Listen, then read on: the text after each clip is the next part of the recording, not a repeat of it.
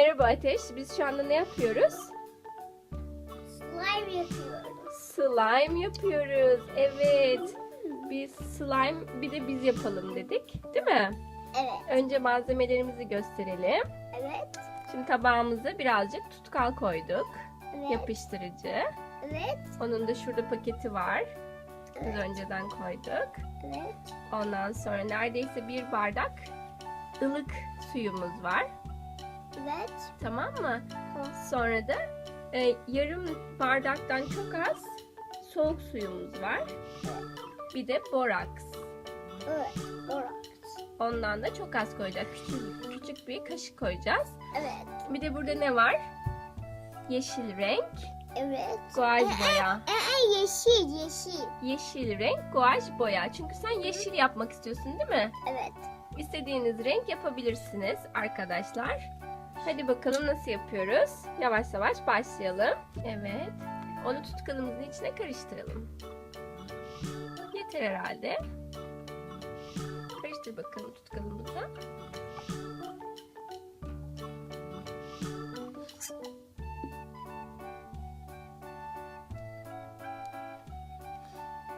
Tamamdır. Sen karıştırmaya devam et.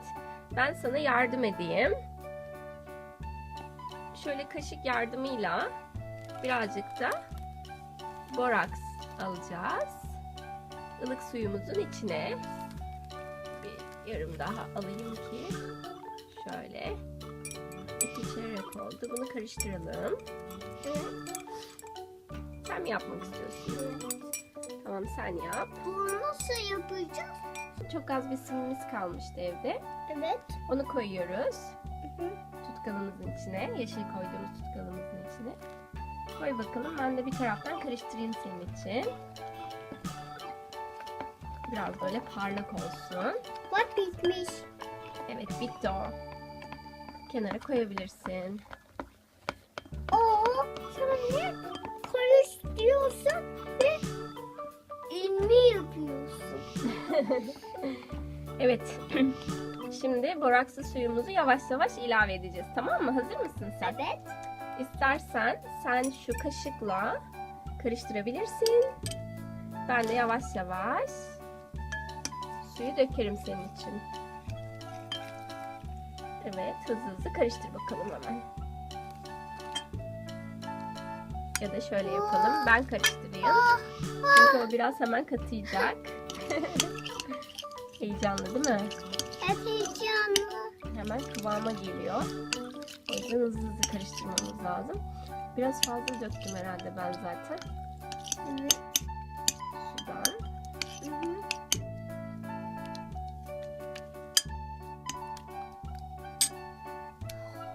Ateş.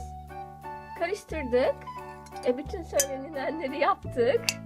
Ama bizim slime'ımız olmadı. Evet.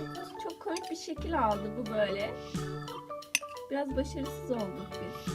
Neden acaba sence? Bilmiyorum. Ne yapacağız? Bilmiyorum.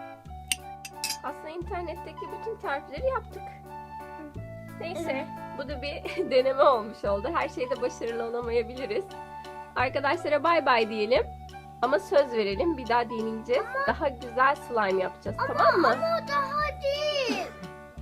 Daha değil mi? Evet. Neden? Daha değil. Daha bir... Ama bana ellemedi. Tamam, daha güzelini yapacağız. Hadi gel. Ateş. Hani bu slime yapamadık ya. Sence bu videoyu koyalım mı YouTube kanalımıza? Evet. Komik ama değil mi? Hayır. Komik değil mi? Hayır. Rezil mi olacağız? Evet. Beni izlemeye devam edin. Abone ol.